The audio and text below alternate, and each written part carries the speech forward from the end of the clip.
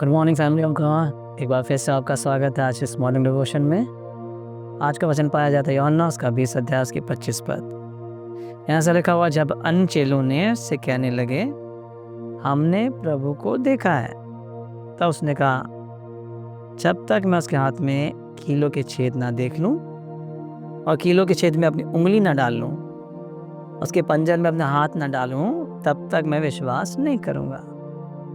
जैसा आप सब जानते हैं, घटना उस समय की जब यीशु मसीह मुर्दों में जी उठे हैं और कुछ चेलों को दिखाई भी दिए हैं, पर उस समय थोमा वहाँ पे नहीं था। जब चेलों से कह रहे हैं कि हमने यीशु मसीह को मुर्दों में से जीवित होकर देखा है, तब वे विश्वास नहीं कर रहा है। हम थोमा के बारे में जानते हैं, कई बार हम उसका उदाहरण भी देते हैं। जब कोई व्यक्ति विश्वास नहीं करता तो हम कहते केवल तो थोमा सम्मान है। इस घटना के बैकग्राउंड में जब हम जाते हैं, ये वे चेले हैं जो यीशु मसीह के संग रहे हैं, यीशु मसीह के साथ खाया पिया है, आश्चर्य कामों को देखा है। इन्होंने विश्वास किया व्यवस्था की बातों पर। ये विश्वास करते हैं कि यीशु मसीह उद्धार करता है। विश्वास करते हैं कि भविष्यवक्ताओं में जो कुछ भी लिखा गया है यीशु मसीह के बारे में सच है। ये वही यीशु मसीह हमारे संग है और वे उद्धारकर्ता के छुटकारे की बाट चो रहे थे। परंतु 3 दिन पहले कुछ ऐसी बात होती है जहाँ उनका पूरा विश्वास खत्म हो जाता है।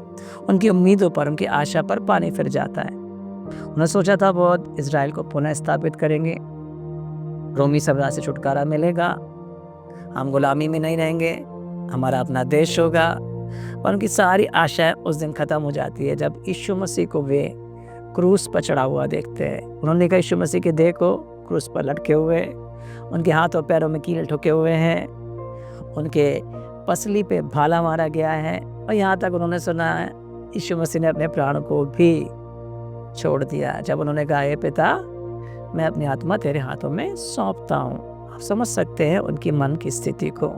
एक निराशा भरी अवस्था से गुजर रहे थे। उन्होंने अपनी आँखों से यीशु मसीह की मृत्यु को देखा और सुना था, और सब कुछ उनकी आंखों के सामने हुआ था।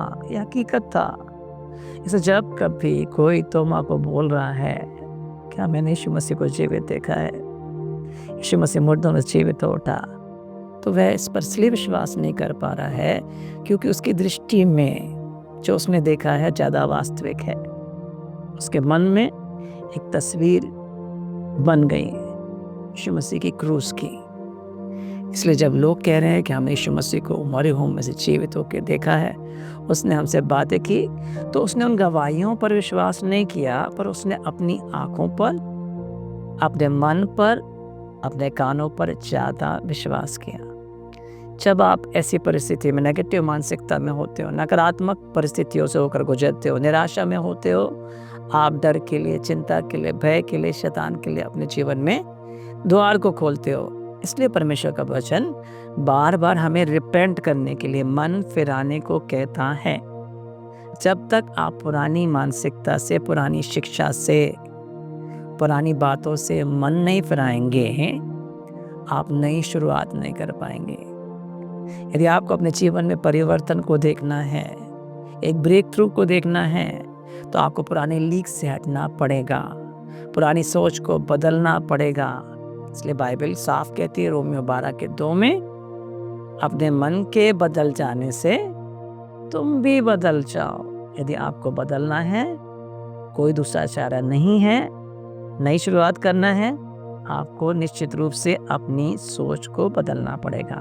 आप जानते हैं हर एक के पास एक सोच है, और सोच, उस माइंड सेट के अनुसार वो सब चीज़ों का आकलन करते हैं। हम देखते हैं परिस्थितियों को।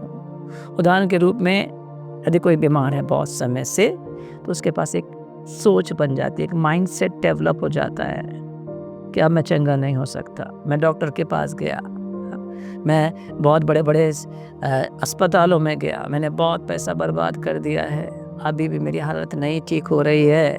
तो ये मान लेता है, ये सोच बैठ लेते हैं कि अब मेरा कुछ भी नहीं हो सकता है, क्योंकि उसने समाना है, इसलिए उसके साथ कुछ नहीं होता। परंतु दूसरी तरफ आप देखते हैं कि स्त्री है जिसको 12 वर्ष से लहू बह रहा है, उसके साथ भी स्थिति है। परंतु वो क्या कह रही है, उसने अपनी सोच को बदला है, उसने अपने मुंह के वचन को बदला है। जब आपकी सोच बदलती है, आपके मुंह के वर्ड बदल जाते हैं, आपका देखना बदल जाता है, आपका चलना बदल जाता है, क्योंकि उसने अपने मन को फिराया है। इसलिए वो कह सकती थी, यदि मैं उसके वस्त्र को छोड़ कोई छू लूँगी तो मैं चंगी हो जाऊँगी। इससे पहले वो चंगाई प्राप्त करे, इससे पहले कि नई शुरुआत को प्राप्त करे, इससे पहले कि ब्रेक थ्रू प्राप्त करे, इससे पहले कि एक मिरेकल को देखे, इससे पहले कि इतने वर्षों की गुलामी से आज़ादी पाए, उसने अपनी सोच को बदला है। कब तक हम पुरानी मानसिकता में रहेंगे? कितने बार शैतान ने परमेश्वर के बारे में, परमेश्वर के प्रेम के बारे में, परमेश्वर के स्वभाव के बारे में एक गलत इमेज को हमारे मन में डाल के रखा है। इसलिए बाइबल कहती है, मन फिराओ। आपको अपनी सोच को बदलना है। अभी तक आप परमेश्वर के बारे में गलत सोच रहे थे, अभी तक आप परमेश्वर को पिता के रूप में नहीं देख रहे थे, अभी तक आप परमेश्वर के स्वभाव को नहीं जानते थे। इसलिए हमेशा आप परमेश्वर को खुश करने की कोशिश करते, आप प्रार्थना करते, काश परमेश्वर खुश हो जाएगा, मुझे आशीष दे देगा। आप वचन पढ़ते, इसलिए पढ़ते कि मैं परमेश्वर को खुश करूंगा, यदि वचन को पढ़ूंगा तो परमेश्वर खुश हो जाएगा, मुझे आशीष देगा। आप दान क्यों दे रहे हैं? वो भी परमेश्वर को खुश करने के लिए है। परमेश्वर सब कुछ कर सकता है, परमेश्वर के लिए कुछ भी असंभव नहीं है, पर यदि वो खुश नहीं होगा तो मुझे कुछ नहीं मिलेगा। सो हमेशा हम परफॉर्म करने के लिए परमेश्वर को खुश करने की कोशिश करते रहते और आप कभी कर नहीं पाएंगे। मैं नहीं कह रहा कि प्रार्थना नहीं करना है, मैं नहीं कह रहा कि वचन नहीं पढ़ना है, मैं नहीं कह रहा दान नहीं करना, पर आपका उद्देश्य क्या, मोटिव क्या है? आप चाहते हैं कि इन बातों के दौरान परमेश्वर को प्लीज करो, तो बाइबल साफ कहती है, विश्वास बिना उसे प्रसन्न करना अनहोना है। ये चीज़ें विश्वास की नहीं है, ये विश्वास को डेवलप नहीं करती है, ये एक हार को दिखाती है।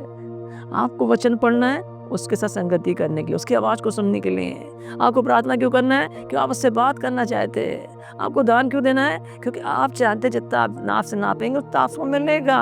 आप भिखारी नहीं, आप देने वाले बनाए गए, इसलिए आप दान देते हैं। आपको अपनी सोच को बदलना है परमेश्वर के बारे में भी। परमेश्वर आपसे बहुत प्यार करता है। परमेश्वर ने अपने पुत्र यीशु मसीह के लहू से आपको खरीद लिया है। यदि आप यीशु मसीह पर विश्वास करते हैं, उसके लहू पर विश्वास करते हैं, उसके सैक्रिफाइस पर विश्वास करते हैं, तब परमेश्वर आपसे प्रसन्न होता है। और कोई दूसरा रास्ता नहीं है। आपको रिपेंट करना है, मन को फिराना है, पुरानी शिक्षाओं से, पुरानी शिक्षा के खमीर से आपको निकलना है। छोटी शिक्षाओं में नहीं बना रहना है। बीती बातें बीत चुकी हैं। यीशु मसीह के आने के बाद सब कुछ बदल चुका है। परमेश्वर ने अपने प्रेम को प्रकट किया है। जब आप पापी थे, जब आप गिरे हुए थे, जब आप नकारा थे, जब आप अनाथ थे, जब आप गुलामी में थे, तब यीशु मसीह ने आपके लिए पाप बन गए हैं। तब परमेश्वर ने अपने प्रेम को प्रकट कर दिया है कि वह आपसे प्यार करता है। अब आप उसकी संतान हो कि अब आपसे प्यार नहीं करेगा। पर चूंकि हम हमेशा ये सोचते हैं कि अपने कामों से उसे खुश करेंगे, हम परफॉर्म करने की कोशिश करते रहते हैं। आइए आज से अपनी सोच को बदलें। अपने कामों पर नहीं, यीशु मसीह के कामों पर विश्वास करें, यीशु मसीह के प्रेम पर विश्वास करें, परमेश्वर के वचनों पर विश्वास करें। आप परमेश्वर की संतान हैं, इसलिए परमेश्वर आपसे प्यार करता है, इसलिए वो आपसे कुछ भी रख नहीं छोड़ेगा। इसलिए कभी भी कमाने की कोशिश न करें, क्योंकि सेत में सब कुछ आपको मुफ्त में दिया जा चुका है। यीशु मसीह में आप स्वर्गीय स्थानों में सब प्रकार के आशीष है। हर एक ब्लेसिंग्स परमेश्वर ने आपको दे दी है। कि आइए अपनी सोच को बदलें, अपने विचारों को बदलें, अपनी कल्पनाओं को बदलें, अपने वर्ड को बदलें। आप अपने जीवन में एक बड़े परिवर्तन को देखेंगे। परमेश्वर आपको आशीष दे।